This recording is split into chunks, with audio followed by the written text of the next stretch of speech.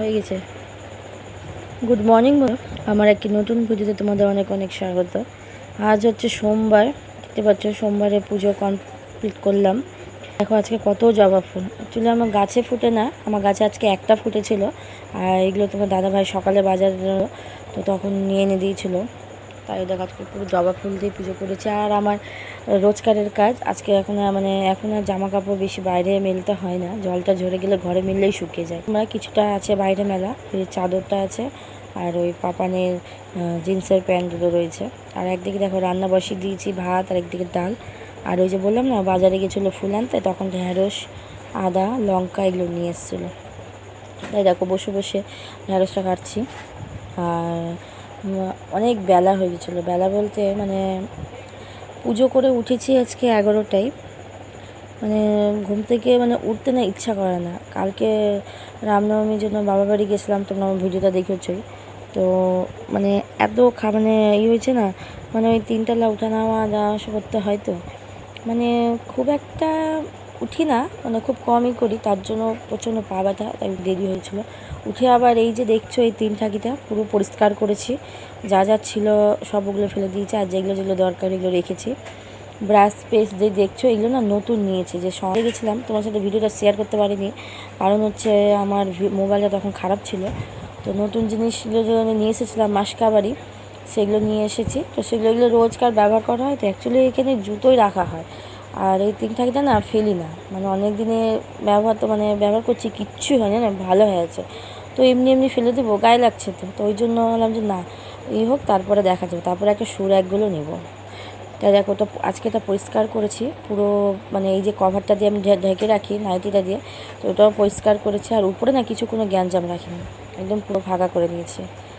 আর রান্নাকে পুরো এইগুলো কাজ করতে করতে পুরো রান্না আমার কমপ্লিট।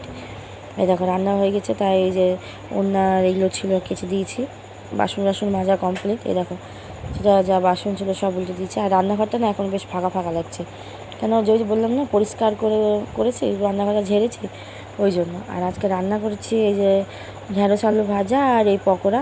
আর মাদের বাড়িতে কালকে পোলাও নিয়ে এসলাম, ওটাই গরম করলাম, আর আলুর দম আর ডাল করেছি, মটর ডাল, কেন আজ তো নিরামিষ ওই জন্য।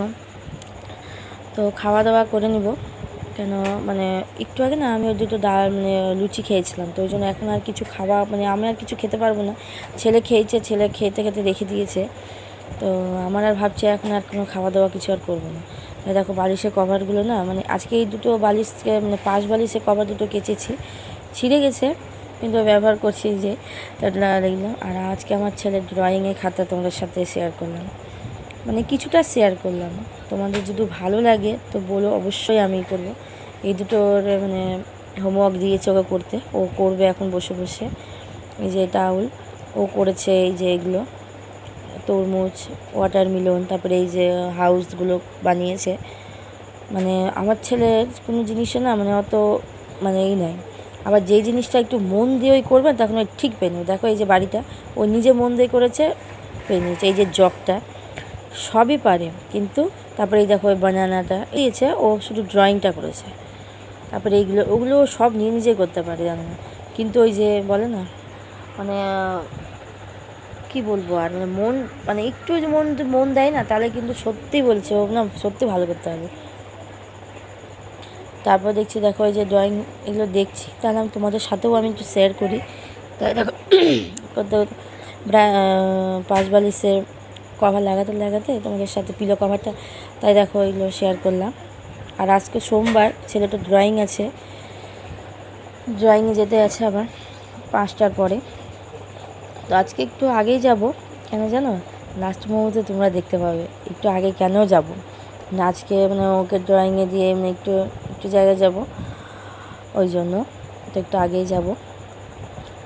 চলো খাওয়া দাওয়া করে রেডি হয়ে তবে তোমাদের সামনে আসছি।